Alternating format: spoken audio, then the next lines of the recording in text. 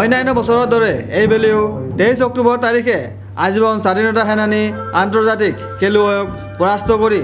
1933-34 চনত উত্তৰ পূৰ্বাঞ্চললৈ প্ৰথমটি স্বৰ্ণ পদক বিজয়ী প্ৰথমগৰাকী খেলুৱৈ অসম তথা দেশৰ আধুনিক দুঃসাহসিক ক্ৰীড়া সাংস্কৃতিক জগতৰ অন্যতম হুটা ক্ৰীড়াৰত্ন লৌহ পুৰুষ প্ৰেমদাকান্ত শৰ্মাৰ পবিত্ৰ জন্ম শতবাৰ্ষিকীৰ লগত সংগতি ৰাখি অসম ক্ৰীড়া সাংস্কৃতিক উৎসৱ উদযাপন সমিতি লৌহ পুৰুষ প্ৰেমদাকান্ত শৰ্মাৰ স্মৃতি ৰক্ষা সমিতি অসম ক্ৰীড়া সন্থা অসম শিল্পী সন্মিলনী প্ৰাগজ্যোতিষ কমিউনিকেশ্যন আৰু অসম সমাজ সাংস্কৃতিক সন্থাৰ উদ্যোগত আজি গুৱাহাটী প্ৰেছ ক্লাবত এক গাম্ভীৰ্যপূৰ্ণ পৰিৱেশত ৰাষ্ট্ৰীয় অসম ক্ৰীড়া আৰু সাংস্কৃতিক উৎসৱৰ আনুষ্ঠানিকভাৱে বন্তি প্ৰজ্বলনেৰে শুভাৰম্ভ কৰা হয়। সেয়েহে আন্তৰ্জাতিক খ্যাতিসম্পন্ন ক্ৰীড়াবিদ সংগঠক কৈলাশ শৰ্মাৰ সঞ্চালনাত আন্তৰ্জাতিক খ্যাতিমান সাংবাদিক তথা স্মৃতি ৰক্ষা সমিতিৰ সভাপতি প্ৰেমধৰ শৰ্মাই বন্তি প্ৰজ্বলন কৰি সভাৰ আৰম্ভণি কৰে আৰু তেওঁৰ সভাপতিত্বত অনুষ্ঠিত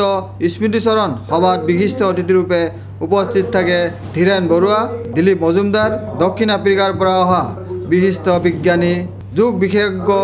ডক্টৰ দিগন্ত শৰ্মাকে ধৰি বহুতো গুণীমানী ব্যক্তি উপস্থিত থাকে এই অনুষ্ঠানত।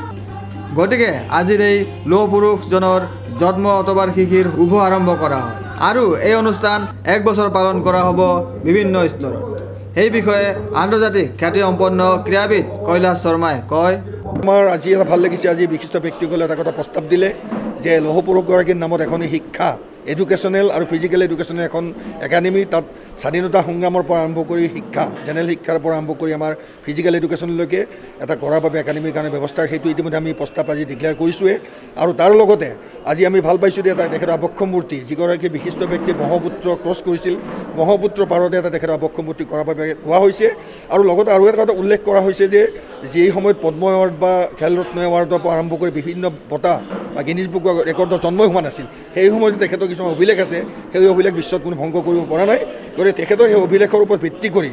আজি ৰাজ্য চৰকাৰ বা কেন্দ্ৰীয় চৰকাৰে অন্ততঃ তেখেতলৈ এটা ৰাষ্ট্ৰীয় সন্মান পদ্ম বঁটাই হওক বা অন্যান্য বঁটাৰ বাবে এটা আগবঢ়াবলৈ আজি প্ৰস্তাৱ এটা লোৱা হৈছে। Video' journalist Sushant Das, Sentinel News, Guwahati.